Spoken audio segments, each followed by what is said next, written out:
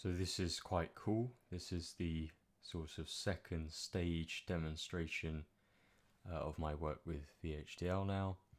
So after producing the 4-bit adder, the next stage that I wanted to do was to produce something that could count, so a counter. So this is what this program does, and you can see here the board is counting. It's a binary counter. The highest 8 bits are shown, and the counter's full length is actually 30 bits. So this takes about 45 seconds to go through one full cycle. The clock is set to 25 megahertz. So we can just briefly go over how this works. I'm not convinced this is the best implementation, and I think there are some things here that are unnecessary. So one of the things to do is to convert this into 4 lots of 8-bit adders so that the logic is simpler when it's actually implemented on the board, and faster as well. But this seems to work okay. I'm not really sure what the limit is at 25 megahertz, but this is running fine. So as before, we have A, B, Z and C. So Z is the almost like the half add step. C is the carry flags for each of these individual 1-bit adder blocks. A is the one of the inputs and B is the other input. So A starts off at 0, but what's different to this as to the previous time is that A will now change. So it won't be set by the user, but it will actually be effectively a register that keeps incrementing. B is always 1 because we always want to add 1. This could have been done completely differently. There's no real reason to have this as a 27-bit word. It could have just been 1 bit concatenated with 27 other bits. So this is actually 28 bits in total.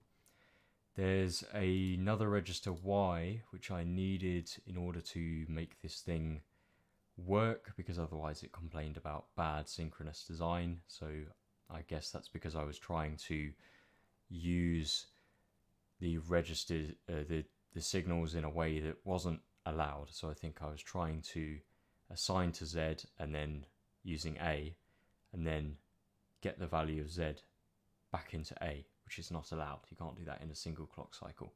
So I've used Y as an additional register effectively, and the state is a 4-bit state. This means that the clock goes through 4 states. It doesn't actually need 4 states. I think it could be done with 2. I've used 3, and one of them is just an empty state. So I'll show you that now. This is the main process, sensitive to clock. So I fixed that. In one of my examples in the presentation, I had A and B there. I fixed it now, so it says clock. The LED bus is just taking the highest 8 bits in this counter. As you can see, there are 4 states that the rising edge of the clock cycles through, and only 3 of them are used. The final one is just empty. That's just so that I'm dividing by 4 instead of dividing by 3. So this counter, although it's 28 bits in the actual counter itself, there's an additional 2 bits from the from this state cycling round. So it's actually effectively a 30-bit counter. So the first state is the standard addition process, which sets the registers Z and C.